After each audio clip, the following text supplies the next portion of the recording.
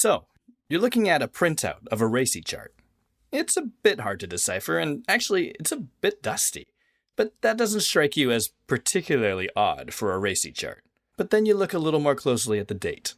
This RACI chart is from 1955. If you've been keen to harness the power of RACI to clarify roles and responsibilities, but feel that it might be a bit stiff and antiquated for your teams, keep listening. We're going to be exploring how RACI, when done right, can be used for so much more than simply achieving role clarity.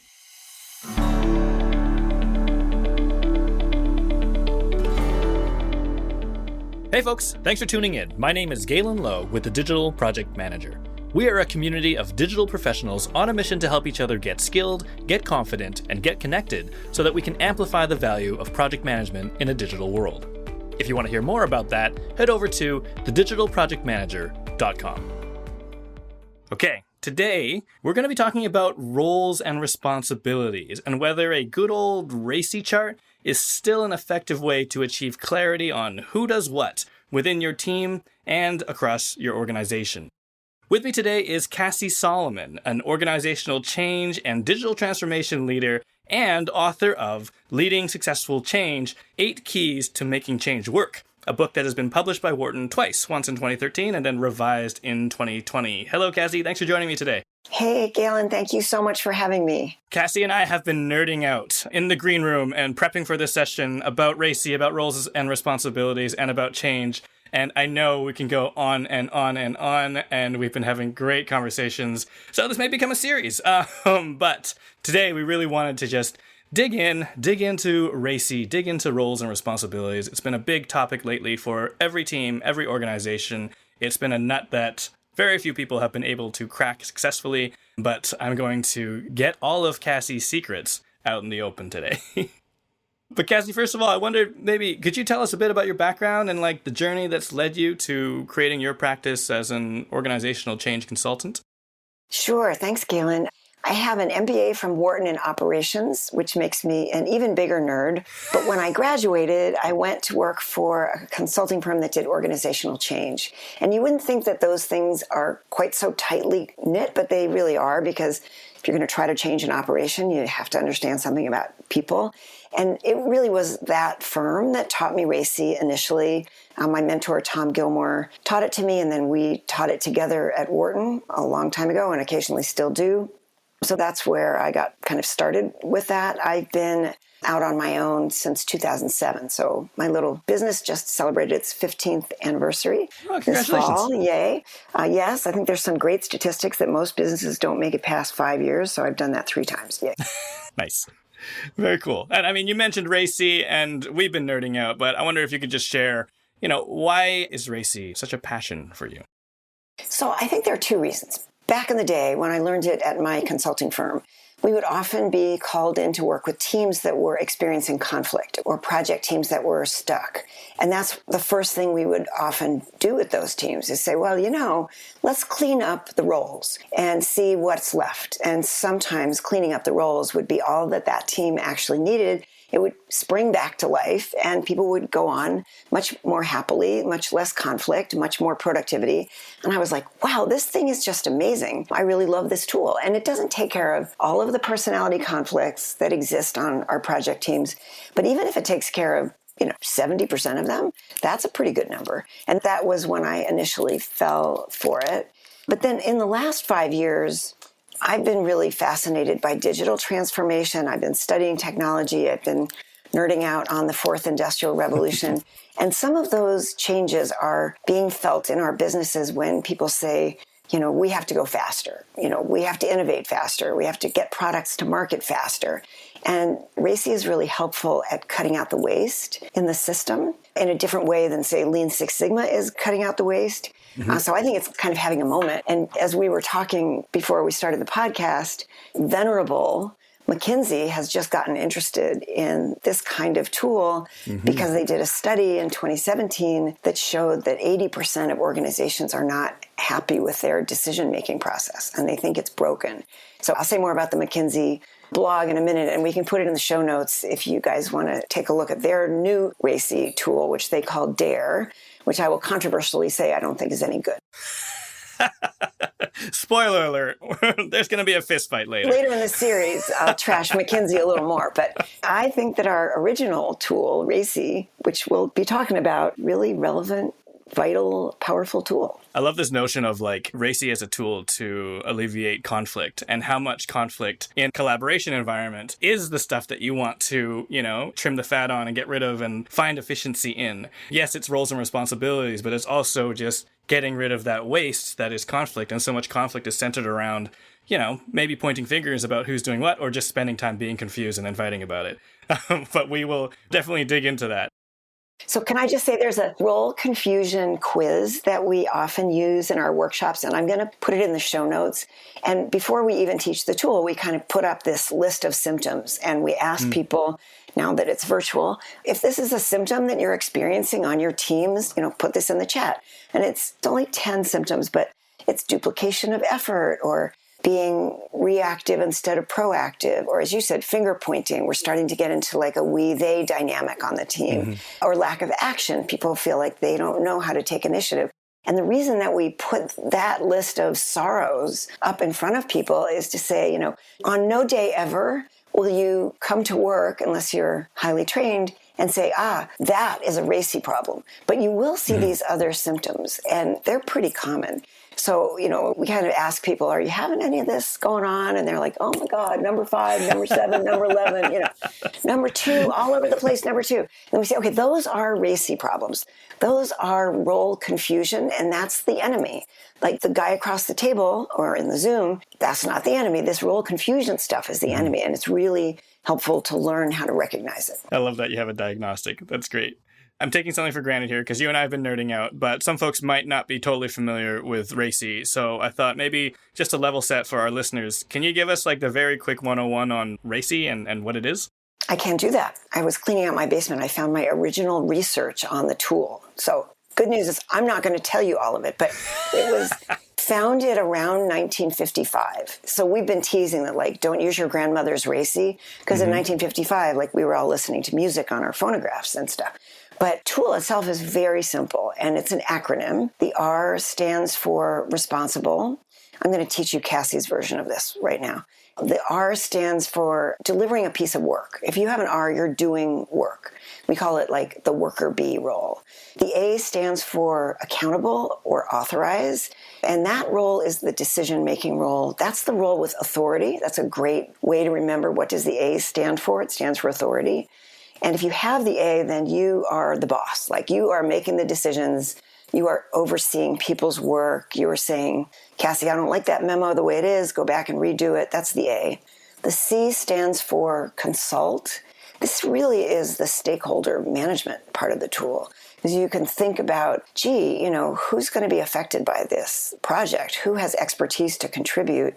How do I get to them before I make a mistake? So C's are usually consulted before you make decisions, ideally. And the last official code is the I, which stands for inform. And honestly, inform is a little like the guy at the bottom of the totem pole, because if you have an I role, you're just being informed about what's happening. No one's even asking you what you think. Like, if you were invited to share your opinion, Galen, you'd be a C, but you're not, you're an I.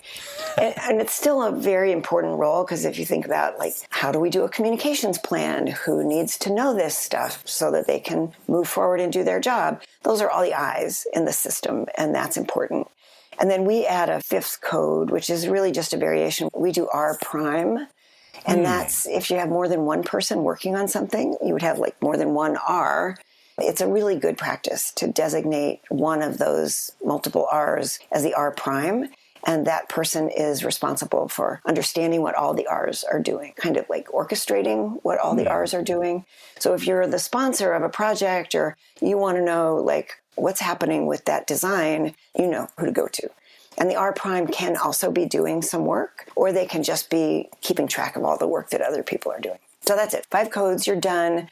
I say sometimes, I can teach you to speak a new language in under 4 minutes. I think we just did it in 2.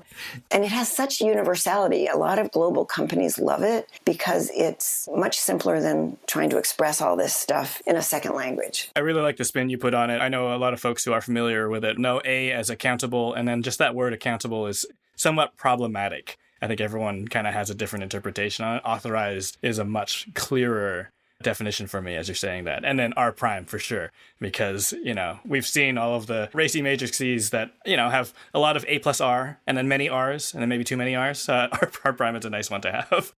Yeah, it really helps. When organizations run into more role confusion, they run into trouble, it's because they've mixed up the R and the A and they're not sure. Like, well, if I'm responsible, doesn't that make I'm making some decisions? And if I'm accountable, and if you make it as clean as possible, it really helps. So if you're delivering something, whether it's making dinner reservations or a whole full report or a design, you've got an R and that's a deliverable job. And you have the A, you get to make decisions. And Tom, I think really loved to say that all the roles have accountability, right? If you have the A, you're accountable for the quality of your decisions. So we do that with our political leaders all the time. What a crappy decision that was. If you have the R, you're accountable for the quality of your work. And if you have a C, you're accountable for the quality of the advice that you're giving.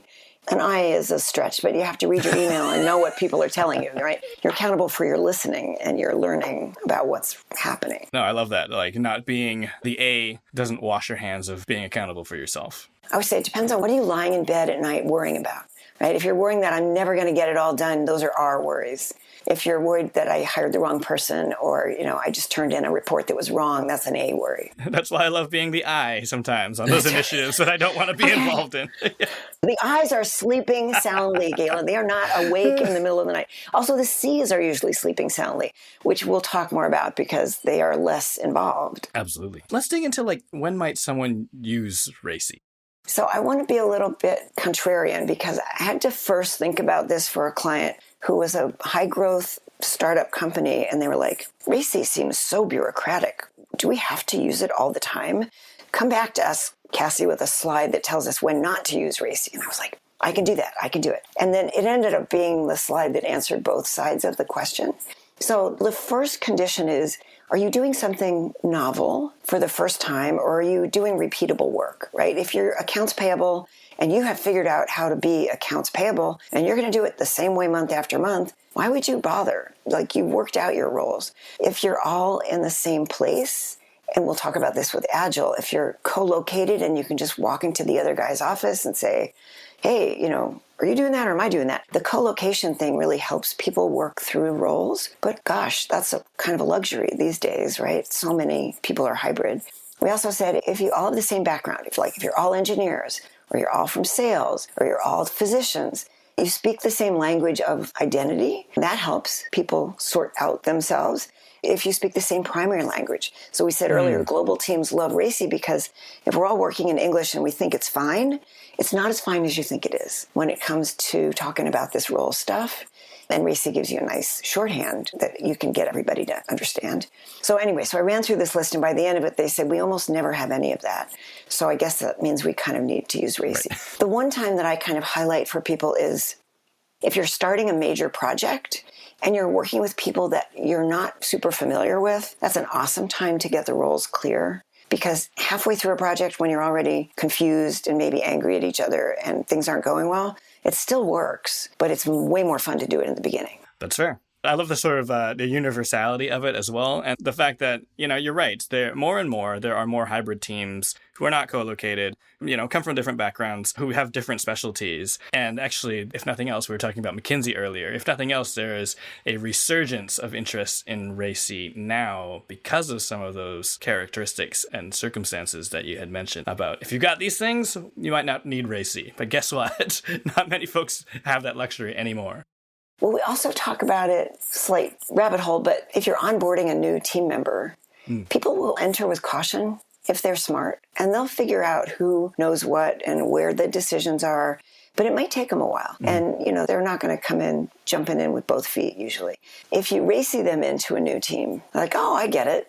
Galen's the guy that I go to talk about X, and this person over here is going to make this decision, and it just really accelerates their ability to hit the ground running. I love that. Trimming the fat. Less waste. You raised a good point earlier. You said if you're co-located and you can just walk over to somebody's desk and be like, am I doing this or are you doing this? Then what makes it so different in the sense of why do we even need a framework to talk about roles and responsibilities to begin with? Couldn't we just say, hey, let's make sure that we have these conversations with one another and get clear on it and then move on? So I want to go back to this idea that so many tools in project management are extra focused on what are we going to do? What are the steps in the flow chart? What are the steps in standard work? Right? Like the tools that we mostly associate with project management really double down on the what. And to my knowledge, and so if there's a listener that could put this in the chat or put this in the show notes, I'd be thrilled, because I keep asking this question. I've been asking this question for about a decade. Do you know of another tool that addresses the who?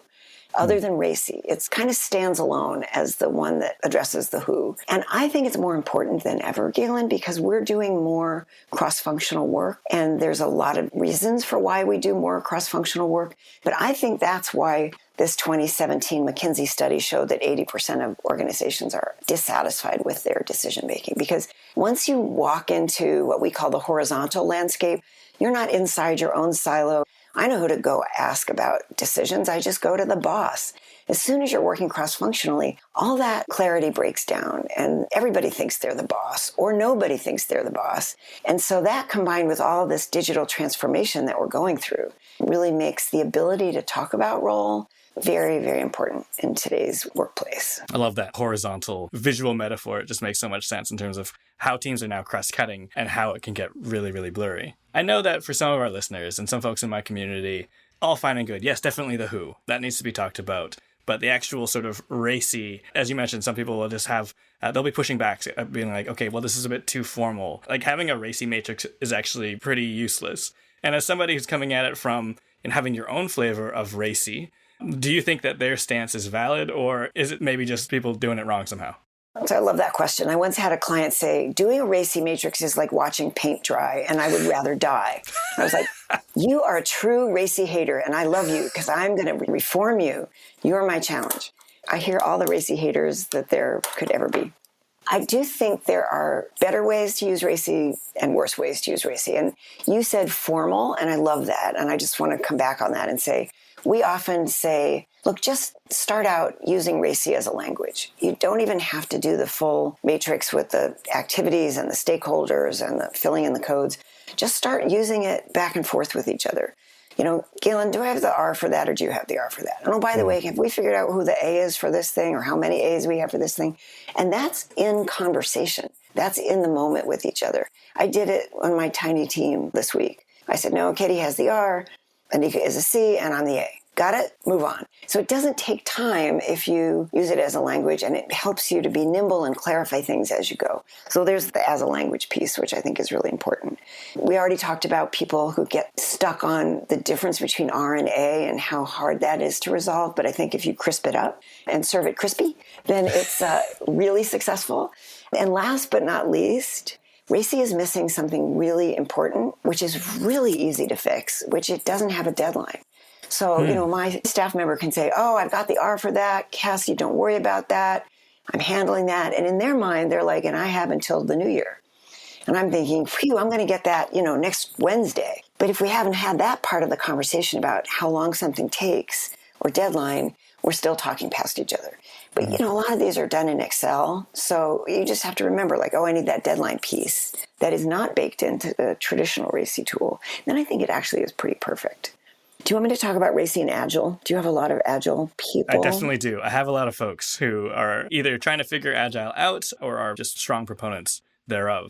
Okay. So a client who said, Cassie, you got to help me because my IT department is using Agile and they hate RACI and they don't think they need it. And I'm trying to roll this out organization wide and, you know, go figure that out. So I got out onto the internet and I did all my research. And yes, there are people in the Agile community that really hate RACI. But what I found, I think there's a pretty easy way to make them both right. You know, Agile prides itself on the team making the decisions itself. Like, we're going to get together every day. We're going to huddle. We're going to talk about the problems. We're going to resolve the problems. And then we're going to move on. Why would we do something as cumbersome and traditional as RACI? Mm-hmm. And there were people online that really were proponents of that. But there were other people who said what I believe, which is, you know, that works fantastic if you are an Agile team. But once you start collaborating with other departments in this larger organization, that breaks at the boundary. And most systems break at the boundary. P.S., talking about that in another context earlier today. So they needed RACI when things got more complicated, when they had to go collaborate with learning and development, or they had to go collaborate with the business owners. And they had to be very clear in those cases who was doing the deliverable, who was giving the advice, where the decisions lived was really not clear. It was a technology build. And, the IT team, they had the A, and the business leaders thought they had the A, and plenty of conflict there. So Agile works with a small team, and it starts to break at the boundary when you take it across to lots of cross-departmental work. And you can do both. You can do Agile with your team, and then use the RACI language to clarify the role once you export your work to others. That's my answer about Agile. I love the notion of it being a language, because I think when people look at RACI, they think of RACI matrix, they think of a spreadsheet, they think of that spreadsheet that's cumbersome to update that nobody looks at, and suddenly they're like, okay, well, yeah, we can't do that. That doesn't seem fast. But actually having a conversation, right, like you mentioned with your team, and being like, are you the R or am I the R? Am I the A? It sounds like you might be talking about something else, but it actually gets clarity on a thing. I once had a dean who said, I love this so much, I'm going to put a sign in my office that says, I am the biggest A. So... She had a nice sense of humor. I don't think she actually did do that sign because it could have been misinterpreted, but I thought it was pretty cute. Pretty clever. I love that. Yeah. So I actually love what you mentioned about the tools too, right? Like this notion, I mean, it stands to reason that you could be quite nimble, actually having this conversation, documenting it in just whatever, a Jira ticket. But instead of having assigned to, having maybe just that, the complement of RACI, or whatever your variant may be, just to kind of say it, move on. There's a record of it. Someone can get onboarded and understand. And it doesn't have to be necessarily that cumbersome. But boy, have I seen some cumbersome RACI charts in the past. Well, the other thing that we teach, Galen, is I want to teach RACI as a management tool. I've seen 250, 300 line RACI matrices, but they have dedicated project managers that practically work that RACI for a living. And most of us don't have that and don't want that. So I'm telling people a really good RACI matrix is between 10 and 15 lines long, and that's it. And so then you have to start thinking, well, what should I chart? What level activity is the right level to chart? And what do I do with all those details? And I say, well, turf them off. If you've decided in your high-level RACI that the marketing department has the R and the A for X, you're going to turn around and make a more granular one if you need to. And the other way to answer that what should I chart question is chart the difficult things. Call out just the decisions that you're confused about. Call out just the tasks that are ambiguous that people are struggling with. You don't have to chart every last little dot and squiggle.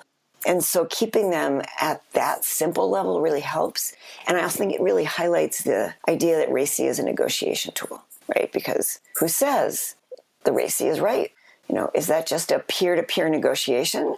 I think you have the R because I don't want it. And you think I have the R because you don't want it. Okay, now what do we do? Or every department in this project team wants to have the A, and that's an awful lot of A's. So who's going to resolve that? It's a very, very simple tool, but it's a little bit like Pandora's box. Like you open up that super dumb, simple RACI tool, and before you know it, you're asking, where is the power in this organization anyway? And that is a profound question. So I love that. I mean, we opened up with conflict, right? And actually, it's not avoiding conflict. It's actually having structured negotiation, which is in some ways conflict up front, so that it's not finding out about it as we go and it gets all messy. It's this cleaner negotiation of are you sure that person should be authorized for this? Should this person be responsible, fighting over resources and what have you? But yeah, absolutely. I mean, listen, I think that's a really good segue into my next question. I think a lot of folks inside and outside of project management, they're like, oh yeah, RACI is a project management tool. But you had just said organizations and where power sits within an organization. So do you see a RACI as just a project management thing? Boy, I don't. But I think that's because of these really large forces at work in the world. So permission to just go super broad for a minute. You read a lot and you hear a lot about how we're moving from command and control structures to flatter organizations. And there's actually a socio-technical reason that's happening, which is that information is now flowing differently. Thank you, computers and AI. And where information flows, usually some kind of authority flows along with it. And so the reason we're moving from top down, like the old IBM white shirt days, to pods of people who are self-organizing and can be more nimble is really because of the way information is changing. And this might date the podcast, but it's a pretty good example that really caught my attention, I guess it's 6 months ago, when I started reading about the difference between the way the Russians were conducting war and the way the Ukrainians were conducting war. And the Russians were using this really old-fashioned style of warfare with like all the centralized decision-making and the decisions coming down from the top. And the Ukrainians were using what the Americans moved 2 years ago, which is much more nimble teams, small teams that were getting information on the fly from like grandmothers with iPhones, and they could make decisions on the ground based on the information they were receiving. And that's why so many Russian generals were killed at the beginning of the conflict, because they had to be on the battlefield to tell people what to do. And they weren't actually supposed to be on the battlefield, but that was the only way that decisions could get made. And then they were in the line of fire. And so I'm reading this and my head is just exploding, because it's like the dark side of the fourth industrial revolution. And the other reason that I think having this language of RACI is so important is we are working so much more cross-functionally. And most of the time that's because there's an imperative to speed up the work. So I'm really lucky to be working with some pretty big companies in their innovation units. And it's all about, how can we eliminate the waste? How can we get decisions made more quickly? How can we get product out the door? How can we get scientific decisions made more quickly? And you can venture into that water without the RACI language, and a lot of people do. Like, you don't even know how to talk about it without a language to talk about it. And this one is so simple. The other thing that I love that we're starting to talk about with them is, imagine that a decision is like a person, and it's going to travel on a journey. Can you map the journey that decision is traveling on? And I really want to encourage people to start doing this, because it's such an interesting learning. So where does the decision go first? Where does it go second? Which committee does it have to show up in front of next? And then which committee? And it's like looking at a little hobo with a sack and a stick, And so if you create that decision map and step back from it, you say, oh my gosh, look at that. It's really a long, convoluted journey. Poor little decision had to go from committee number 3 all the way back to home base. And of course it took 3.5 months. So I think the language goes along with some of those larger shifts that we're seeing in the workplace. I love that. And I think, what's resonating with me is this notion of empowered cross-functional teams. Actually, our ways of working in our day-to-day operations, business as usual, is actually taking on more characteristics of projects, actually, where we'd be like, okay, you people who don't normally work together, please work together. You need to figure it out, maybe fill out this RACI, go for it. And now that's actually, that efficiency is baked into the way we are operating businesses at large, where if you were to run that simulation of, okay, here's how decisions are made now. And for some reason, it is an 8-bit pinball arcade game in my head where you can just watch it. And you watch it for 3 minutes and you're like, that was already too long. Okay, now let's run it if the decision happened with the team. And you're like, oh, yeah, okay, well, then that's what we're going to do. But we need to implement some infrastructure here to make sure that we are putting this a bit on rails. And rails that have that universality, rails that can be a language, and rails that we can document. But instead of being top down, it might actually be a little bit more bottom up with some of these teams. And I'm starting to talk about decision architecture, which is actually an IT term that's in use, but nobody that I know actually uses it, so I figured I could borrow it. But you're right about the structure. So if you say, what's the decision architecture? You're actually looking at a part of the system that we described in the book that we mentioned at the beginning. Decision-making in an organization is invisible. You can't walk in the door and see it. It's like the air you breathe, but it's really important. So if you can figure out a way to describe it and come up with the architecture that you prefer, you're way ahead of the game. And otherwise, you're just kind of swimming around in it. I don't know why I'm so frustrated. This is taking forever. You also said something I wanted to go back to, which is doing a RACI at the beginning of a new project. That's the golden hour. That's when you want to do it. If people haven't worked together before, it's a really nice thing to do with them as a group and kind of hammer it out.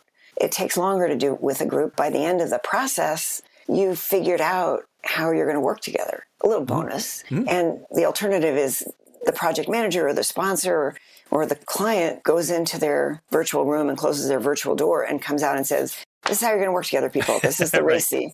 And now let's discuss. And that is faster, but it kind of sacrifices the team building part of doing a RACI together. Yeah, you actually might not benefit from the sort of empowerment that you develop by including somebody in having a conversation on RACI. And to your point, I love coming back to what you had said, maybe try and target 10 to 15 items in your RACI matrix to kind of give it that scale and then talk about things that are confusing. And I found that very effective as well, rather than try and, document the whole universe of what's going to happen with this team, down to who's going to press send on this email versus who is going to write it. You can get lost, you can get down a rabbit hole. But if you're just talking about, okay, What is confusing? What don't we know? Let's talk about that. And we document it in a RACI format. Then we have this vernacular, we have this language, and we have something we can look at and say, okay, yeah, we had talked about that.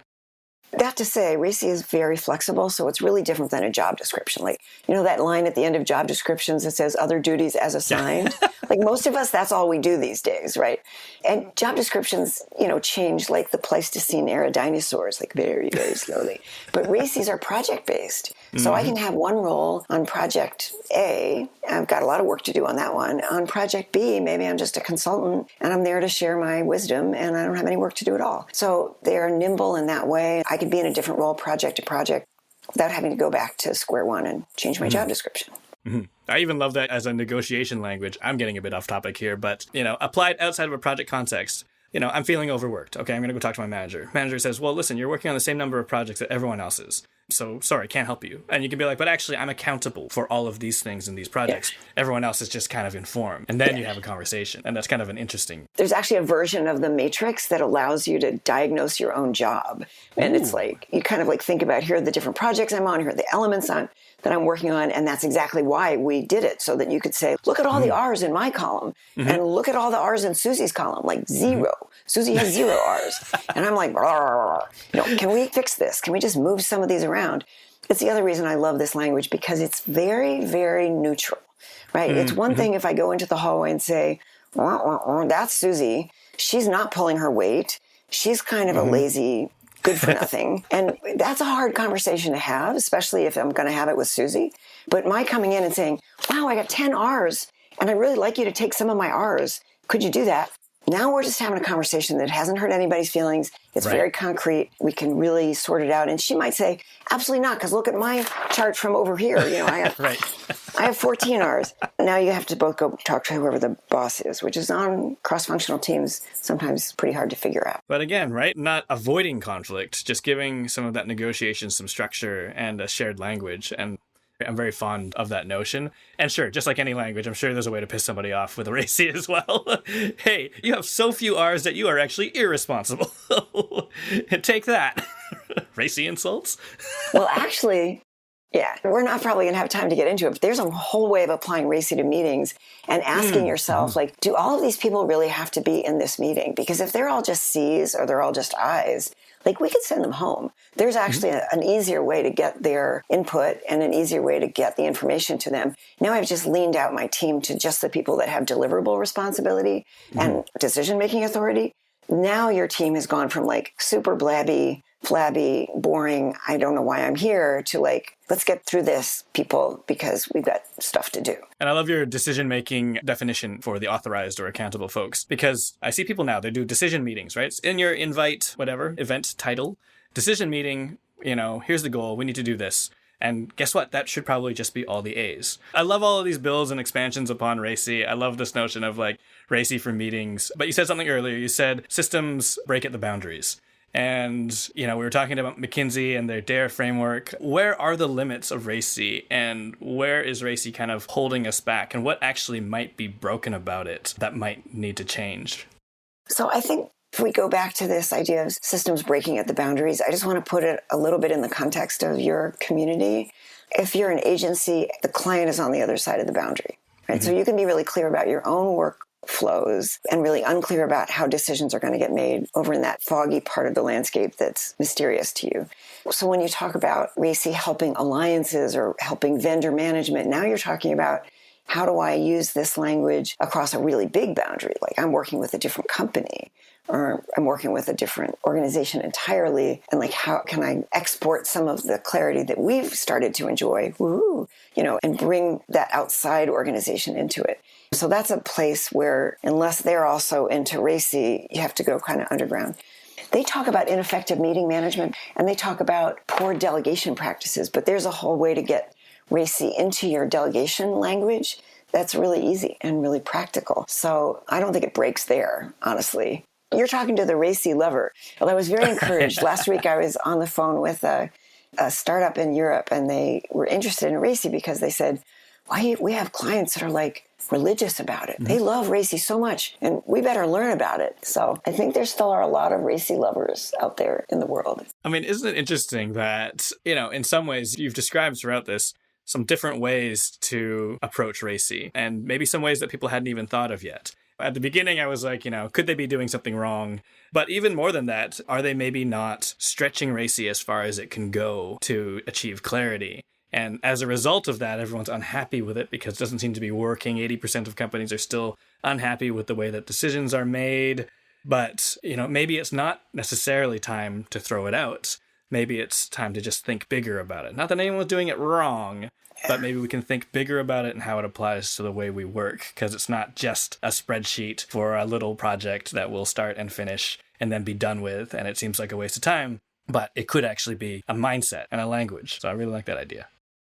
I won't say it's in need of updating, but if you look at the PMI version of RACI from 1955, they're pretty clear, in the PMBOK that there's only one A. And people who take that seriously are like, well, you can only have one A, so we'll assign that A and then we're done.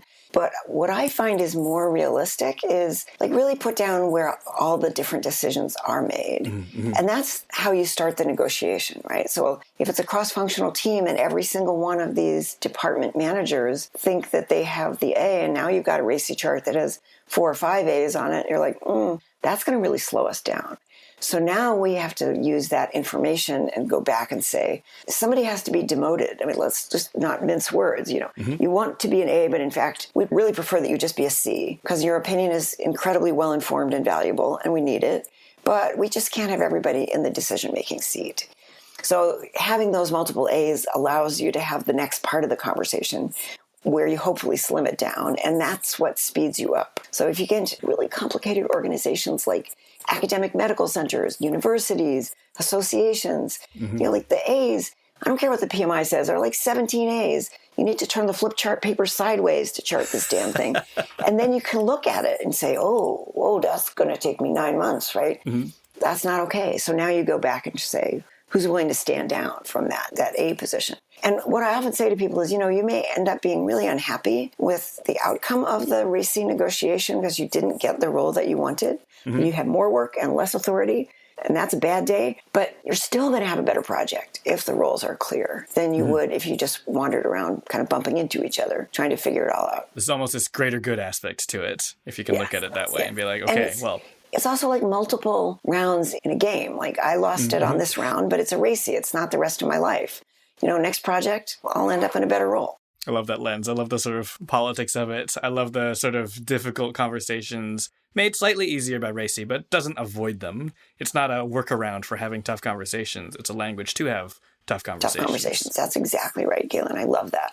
Sometimes I say it's Pandora's box, So, we're just going to do a little RACI conversation here, and it's going to be so easy. It's like, Yeah, you lift the hood, and all the mess. But the alternative is not having those conversations. And 100%. The alternative is what drives people crazy because you're stuck like in the swamp, right? And you can't see, and you don't know what's happening, and you can't move your feet. So that's not a better alternative to having those tough conversations. Absolutely. So I don't know if that answered your question. Sorry, I feel like someone who just wants to talk about RACI all day long.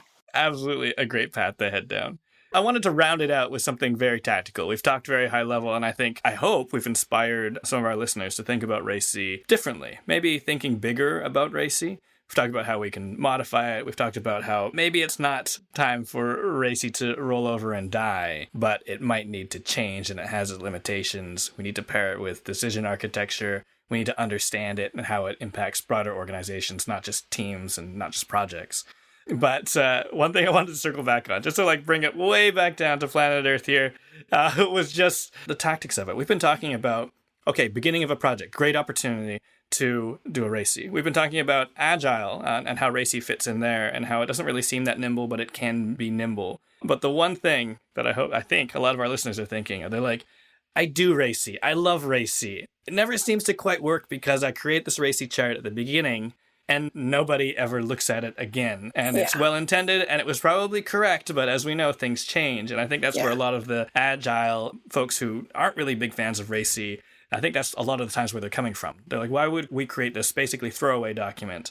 That's the first thing we should lean out because we don't want to have to go back and update this. But I don't know.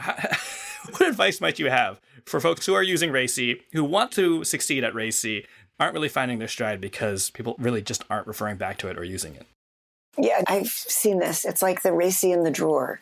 It's like the elf on the shelf. It's the RACI in the drawer. So the initial exercise may have been very satisfying and we may have come to agreement. But as you said, Galen, this is a very dynamic world that we're living in. And it's not going to last forever, whatever it was that you agreed. So at the risk of repeating myself, I do think that's why building RACI as a language into the way you work together can be how you update it without even necessarily taking it out of the drawer, although you can. I can just say, listen, I took the R for that when we sat down for this project, but that was before, my mom fell and broke her hip. My dog needed to have a leg amputated and I got this other assignment. Can I give this R back to you? That's how work changes hands in real life. And it's just that shorthand to make those adjustments as you go.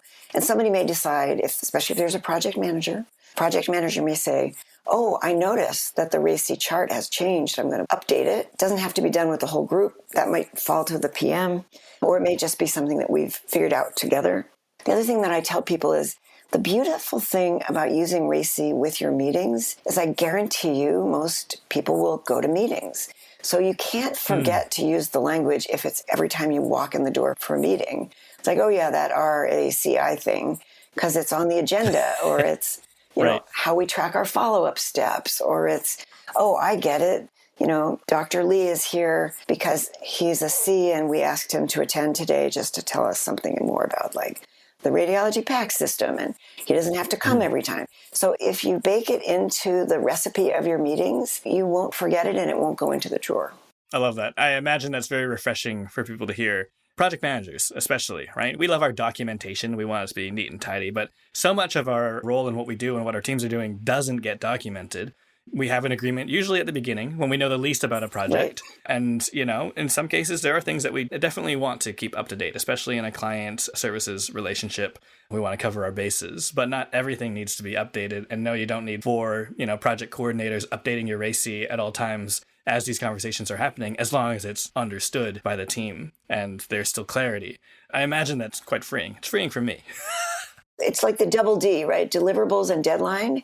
If this team is creating its deliverables and it's getting things done on time, you probably don't need to stop their progress and say, let's check back in on that RACI. However the heck they're doing it, unless someone is overfunctioning and they're getting angrier by the minute, then that's not a good solution. But like if you're getting the deliverables and you're getting by the deadlines, happy, as one of my clients would say. But there are 2 other times to use RACI that I want to speak to, because we've been focusing on using it at the beginning. If you have a project team that feels stuck, why are we unhappy? What is wrong with this team? Why can't we get anything traction? I love this word traction. Like, why can't we get project traction? That is probably a good time to step back and say, let's just RACI this thing for 20, 30 minutes and just see if we can discover something in the process that would be illuminating. And so it's the messy RACI, not the happy, clean one at the beginning of the project. As you said, when we know the least, but it's like, man, we got into the middle of this thing and there are all these other people who care and we're weighing all these stakeholders and so thinks they're the boss and like this thing is a mess. So we got to talk the RACI language with it. The other way to use it, which is less talked about but really powerful, is to do a look back. So I learned this actually from a client. They said, oh gosh, we had the national sales meeting last year. It was a mess. We want to RACI the mess. And, not for like all day, but we want to look back with this RACI tool and say, like, what were we thinking? How did that happen? And now let's just pivot and let's RACI next year's sales meeting while all of this is still fresh in our mind, right? While the pain of how we did it is still clear to us. And we're going to do the RACI for next year and then we'll put it in the drawer, the drawer thing. But when we're getting ready to start the sales meeting next year, we're going to pull it out of the drawer and say, okay, we learned something here. We did the look back. We said this would be cleaner and better. We'd all be so much happier. And now let's start the project again. I love that RACI framework as a post-mortem. And the fact that it's okay if it ends up in a drawer, as long as we know when to pull it back out. I think we're ending. So the reason that it's effective in that look back way is because it allows you to talk about who did what in a way that's not going to be offensive. If this group over here did all the R's because this group over here didn't think they needed to, that's something you can talk about and discover. We didn't get to the cute story about Teresa and the hamburger, but maybe in the next series, like this idea of single point accountability. If like I'm the only person delivering this part of the project, that's very clear to me. And I feel very accountable for delivering it. So you can introduce who into a look back in a way that's more neutral. We will definitely have to revisit hamburgers, because if there's anything that we love, it's combining project management with food. If you don't believe me, check out our YouTube channel. Awesome. Cassie, thanks so much for your insights today. It's been a real pleasure having you on the show. If folks want to learn more about RACI the way you see RACI, where can they go? Oh, thank you, Galen. They can go to our website, www.racisolutions.com. We've been thinking about, writing about, have downloadable resources about RACI 7 or 8 years. So that's the place. I love that. Yeah, if you weren't sure how deep the rabbit hole goes, yes, Cassie has a whole website on RACI. Awesome. Thank you so much. Thanks, Galen. All right, folks, there you have it. And as always, if you'd like to join the conversation with over 1,000 like-minded project management champions, come and join our collective. Head over to thedigitalprojectmanager.com/membership to learn a little bit more. And if you like what you heard today, again, please subscribe and stay in touch on thedigitalprojectmanager.com. Until next time, thanks for listening.